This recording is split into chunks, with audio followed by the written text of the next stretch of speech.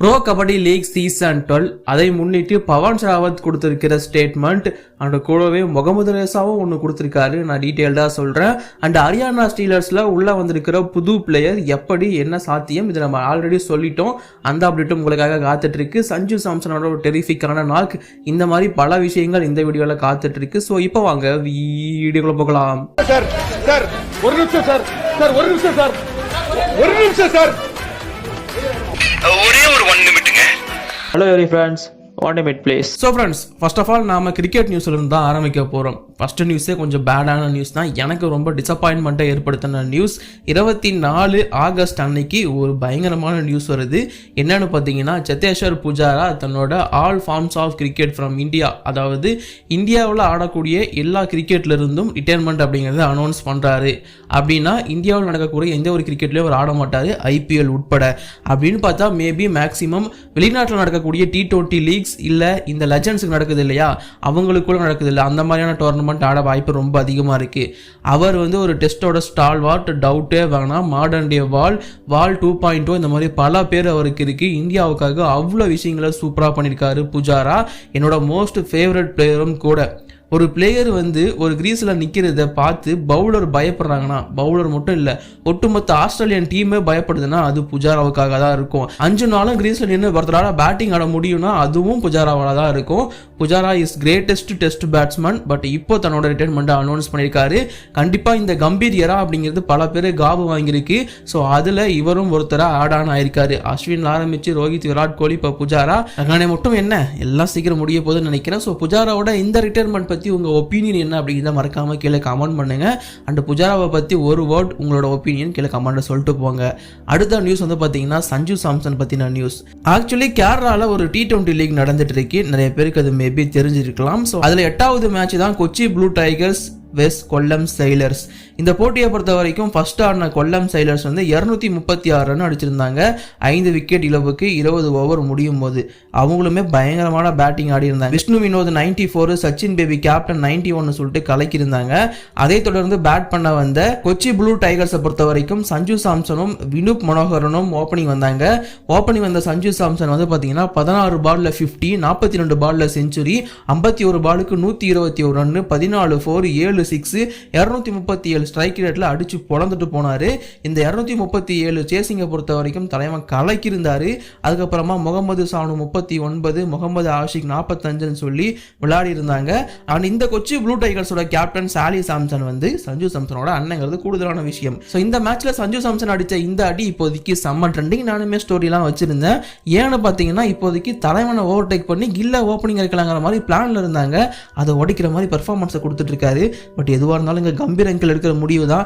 Uncle என்ன பண்ண போறீங்கன்னு தெரியல, சொல்லுங்க அங்கிள் அப்படிதான் சொல்ற மாதிரி இருக்கு. அண்ட் ஃப்ரெண்ட்ஸ், இந்த மாதிரியான வீடியோஸ்க்கு நம்ம சேனலை மறக்காம சப்ஸ்கிரைப் பண்ணி அந்த பெல் ஐக்கான் கிளிக் பண்ண மறந்துடாதீங்க. அது மட்டும் இல்லாம நமக்கு நீலாஸ் டைரின்னு சொல்லிட்டு ஒரு விளாக் சேனல் இருக்கு, அதுக்கும் சப்ஸ்கிரைப் பண்ணி சப்போர்ட் பண்ணுங்க. தேங்க்யூ. சரி, அடுத்ததா PKL குள்ள வருவோம். PKL ஃபர்ஸ்ட் நான் சொல்ல போற விஷயம் பாத்தீங்கன்னா முகமது ரேசா சடுலி சிஎன்ஏ அவர் கொடுத்திருக்கிற ஸ்டேட்மெண்ட் தான். இந்த சீசன் எனக்கு ரொம்ப இம்பார்ட்டன்ட். நான் எல்லாத்தையும் பண்ணுவேன் என் டீமுக்காக. ஸோ நான் எந்த ரைடர்லாம் பார்க்க மாட்டேன், யாரா இருந்தாலும் பார்த்துக்கலாம் வாங்க அப்படிங்கிற மாதிரி அவர் இங்கிலீஷ்ல சொல்லியிருந்தாரு. I don't see any raider who can challenge me. நான் எந்த ரைடர்லாம் நான் பார்க்க மாட்டேன், நான் பார்த்துக்கிறேன் மாதிரி சொல்லியிருந்தாரு. இதுக்கு முன்னாடியே தலைவன் கான்ஃபிடன்ஸாக சொல்லியிருந்தாரு, இந்த டைம் எங்களுக்கு தான். குஜராத் ஜெயின்ஸ் ஃபேன்ஸ் பயப்படாதீங்க, உங்க கூட நான் இருக்கேன், நாம செய்வோம் சம்பவங்கிற மாதிரி சொல்லியிருந்தாரு. முகமது ரேசா சொல்லலாங்க, தைரியமாக சொல்லலாம். ஏன்னா தலைவனால பர்ஃபார்மன்ஸ் பண்ணி கொடுத்துட முடியும், அதனால தான். அண்ட் அது மட்டும் இல்லாமல் இப்போதைக்கு யூ மும்பா பற்றின அப்டேட் வந்திருக்கு. ஸோ யூ மும்பாவோட அசிஸ்டன்ட் கோச் கிட்ட ரீசெண்டாக பேசிட்டு இருந்தா பார்த்திபானியம். அவரோட தனி எக்ஸ்க்ளூசிவ் இன்டர்வியூ நம்ம சேனல்லே இருக்கு, இன்னும் பார்க்கலாம், பார்த்துட்டு வந்துடுங்க. ஸோ அண்ணன் சொல்லியிருந்தாரு, அண்ணன் ஜெர்சியை பற்றி கேட்டிருந்தேன். ஆக்சுவலி பார்த்தீங்கன்னா யூ மும்பா சாம்பியன்ஷிப் அடிச்சு 10 வருஷம் ஆக போகுது இல்லையா. ஸோ அதுக்கு ஒரு ட்ரிவியா தர வகையில் தான் இந்த சீசன் 12 அந்த மாதிரியான ஒரு ஜெர்சியை ரெப்ளிகா பண்ணியிருக்காங்க. சீசன் 2ல இருந்த ஜெர்சி அப்படியே ரெப்ளிகா ஆயிருக்கு. அண்ட் கூடவே ஹோம் ஜெர்சி, அவே ஜெர்சின்னு சொல்லிட்டு 2 டிஃப்ரெண்டான கலர்ல போயிருக்காங்க. ஸோ இது எல்லாமே அப்போ இருக்கிற சீசனை ஞாபகப்படுத்துற மாதிரி தான் இருக்கும் அப்படிங்கிற மாதிரி அண்ணன் சொல்லியிருந்தாரு. அவர்கிட்ட கேட்டு தெரிஞ்சுக்கிட்டேன். யூ மும்பா நிறைய விஷயங்களை இப்போதைக்கு மும்முரா பண்ணிட்டு இருக்காங்க அப்படிங்கிறது தெரிய வந்திருக்கு. அண்ட் இப்போதைக்கு விசாகப்பட்டினம் அவங்க சீக்கிரமாக ட்ராவல் பண்ண போகிறாங்கிறதும் தெரிய வந்திருக்கு. விசாகப்பட்டினம் ஒரு 3 டேஸ்க்கு முன்னாடி நாங்கள் போய் சேர்ந்துருவோம்பா அப்படிங்கிற மாதிரி சொல்லியிருந்தாரு.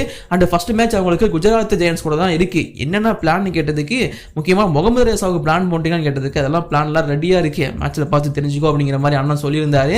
ஸோ ஏதோ ஒரு பெரிய பிளானை குக் பண்ணிட்டு இருக்காங்க அகைன்ஸ்ட் முகமது ரேசா சடுலி. என்ன பண்ண போறாங்க அதெல்லாம் வெயிட் பண்ணி தெரிஞ்சுப்போம். அண்ணனே சொல்லியிருக்காரு அப்படிங்கும்போது கண்டிப்பாக சம்பவம் லோடிங் தான் எனக்குமே தோணுது. வெயிட் பண்ணி பார்ப்போமே. இப்போ நாம ஹரியானா ஸ்டீலர்ஸோட விஷயத்துக்குள்ள வருவோம். ஹரியானா ஸ்டீலர்ஸ் தங்களோட ரைட் கவருக்கு வந்து பார்த்தீங்கன்னா ஒரு பிளேயரை எடுத்திருக்காங்க, நீரஜ் குமார். ஹரியானா ஸ்டீலர்ஸ்லையே அவர் அன்சோல்ட் ஆச்சு அப்படின்னு கேட்டிங்கன்னா, அவர் அன்சோல்டு தான். பட் ரீசெண்டாக ஹரியானா ஸ்டீலர்ஸோட ட்ரையல்ஸ் அட்டன் பண்ணியிருந்தாரு. அண்ட் நான் இதற்கு முன்னாடி நம்ம சேனலில் வந்து தரணிதரன் வீடியோ போட்டிருந்தேன். எத்தனை பேர் பார்த்தீங்கன்னு தெரியல. தரணிதரனும் இங்கே வந்து ட்ரையல்ஸ் அட்டன் பண்ணியிருந்தாரு தமிழகத்தில் இருந்து. பட் தரணி மட்டும் கிடையாது, தரணி கூட சேர்ந்து மேலும் ஒரு சில பிளேயர்ஸ்லாம் அந்த கேம்பில் இருந்தாங்க ட்ரையல்ஸை பொறுத்த வரைக்கும். அண்ட் அங்கே ஹரியானா ஸ்டீலர்ஸ்க்கு ரைட் கவர் வீக்காக இருக்குது அப்படின்னு ஃபீல் பண்ணதுனால ரைட் கவரை மட்டும் எடுத்துட்டு மற்ற எல்லா பிளேயர்ஸையும் அனுப்பி விட்டாங்க, ட்ரையல்ஸ் வந்தவங்க எல்லாரையுமே. ஸோ இதை பற்றி என்கிட்ட பர்சனலாக இன்ஸ்டாகிராமில் கேட்டு நிறைய பேர் தெரிஞ்சுக்கிட்டீங்க. இதான் என்னோட இன்ஸ்டா ஐடி. நீங்கள் இன்னும் ஃபாலோ பண்ணலன்னா லிங்க் டிஸ்கிரிப்ஷனுக்கு கிளிக் பண்ணி ஃபாலோ பண்ணுங்க. ஓவரால் பார்க்கும்போது இந்த மாதிரியான விஷயங்கள்லாம் நாங்கள் தான் சொல்ல முடியும் ஓப்பனாக, அதனால தான் நான் சொல்லிட்டு இருக்கேன். ஸோ நீரஜ் நர்வால் இப்போதைக்கு ஹரியானா ஸ்டீலர்ஸில் ஜாயின் பண்ண போறாரு. ஆஷிஷ் நர்வால் அப்படிங்கிற பிளேயர் இன்ஜுரி காரணமாக வந்து இந்த சீசனை மிஸ் பண்ண போறாருங்கிறது தெரிய வந்திருக்கு. ஆஷிஷ் நர்வாலுக்கு ரீப்ளேஸ்மெண்ட் பிளேயர் தான் அவங்க தேடிட்டு இருந்தாங்க. அதனால தான் மற்ற பிளேயர்ஸ் எல்லாம் ட்ரையல்ஸ்க்கு கூப்பிட்டு இருந்தாங்க. அங்கே வந்து அவங்களுக்கு ரைட் கவர் வீக்காக இருக்குது அப்படிங்கிற காரணத்தினால நீரஜ் நர்வாலை இப்போதைக்கு ஸ்குவாடுக்குள்ளே எடுத்திருக்காரு மன்பிரீத் சிங் ஆசிய பேக்கப்பா. மெயினாக அவர் ஆடுறதுக்கான வாய்ப்புமே ரொம்ப அதிகமாக இருக்குது. ஸோ மணிகண்டன் நேசமணிக்கான வாய்ப்புகள் கம்மியாகலாம் அப்படிங்கிறது இப்போதைக்கு தெரிய வந்திருக்கு. ஸோ ஹரியானா ஸ்டீலர்ஸ் இப்போதைக்கு நீரஜ் நர்வாலை சைன் பண்ணியிருக்காங்க அப்படிங்கிறத மட்டும் ஞாபகம் வச்சுக்கோங்க. கூடிய சீக்கிரம் அஃபிஷியல் அனௌன்ஸ் மட்டும் கொடுத்துருவாங்க பிகேஎல் கிட்ட கேட்டுட்டு. பிகேஎல் இன்னும் கொஞ்ச நாளாக ஸ்டார்ட் ஆக போகுது. ஸோ இப்போதைக்கு பவன் ஷராவத் கிட்ட ஒரு விஷயம் கேட்கப்பட்டது. என்னன்னா, இந்த சீசன் உங்களுக்கு எப்படி, இந்த சீசன் நீங்கள் என்ன பண்ண போறீங்க, இந்த மாதிரியான சில விஷயங்கள் வந்து எல்லா பிளேயர்ஸ் கிட்டையுமே நார்மலாக கேட்குற ஒன்று தான். பவன் ஷராவத் கிட்டையுமே கேட்டிருந்தாங்க. பவன் ஷராவத்தோட பதில் அப்படிங்கிறது கண்டிப்பாக அவருக்கு ஒரு கோபம் இருக்குது மற்ற டீம்ஸ் மேலே அப்படிங்கிறத ப்ரூவ் பண்ணிச்சுன்னு தான் நான் சொல்லுவேன். ஸோ பவன் என்ன சொல்லியிருந்தாருன்னு பார்த்தீங்கன்னா, திஸ் இஸ் மை லெகசி, அதாவது இது என்னோட legacy. I want to be aggressive, நான் ரொம்ப அக்ரெசிவாக இருக்கணும். I want to win this title, நான் இந்த டைட்டில் அடிச்சே ஆகணும். That's what I am angry for, அதுக்காக தான் நான் பசியோட காத்துட்டு இருக்கேன் அப்படிங்கிற மாதிரி சொல்லியிருந்தாரு. இதை நம்ம முன்னாடியே ப்ரெடிக்ட் பண்ண ஒரு விஷயம் தான். பவன் ஷராவத் மற்ற சீசன்களை விட இந்த சீசன் ரொம்ப மும்முரமாக இருக்காரு. சாம்பியன்ஷிப் அடிக்கிறதுல, தமிழ் தலைவாஸ்க்கு பர்ஃபார்மன்ஸ் பண்ணி கொடுக்கறதுல. ஏன்னா அவரை நம்பி எடுத்த ஒரே டீம் தமிழ் தலைவாஸ் அப்படிங்கிறது. ஸோ அது அவரோட ஸ்டேட்மெண்ட்லேயே ப்ரூவ் ஆயிருக்கு. ஸோ தமிழ் தலைவாஸ்க்காக பவன் ஷராவத் சம்பவம் பண்ண ரெடியாக இருக்காரு. அவரோட ரிடம்ஷன் பண்ணுறதுக்கு ரொம்ப சூப்பராக ரெடி ஆகிட்டும் இருக்காரு. பட் இங்கே இருக்கிற ஒரே ஒரு சின்ன பிரச்சனை, இன்ஜுரி மட்டும் வராமல் இருக்கணும் அப்படிங்கிறத மட்டும்தான். இன்ஜுரி மட்டும் வராமல் இருந்துச்சுன்னா தலைவனோட தக் லைஃபை நீங்க பார்க்க தான் போறீங்க இந்த சீசன். வெயிட் பண்ணி பாருங்க. Loading for Pawan Sehrawat redemption. இப்போதைக்கு இந்த வீடியோவில் அவ்வளோதான் கண்டென்ட். நான் பாய் பாய் சொல்லிட்டு கிளம்புறேன். தேங்க்யூ.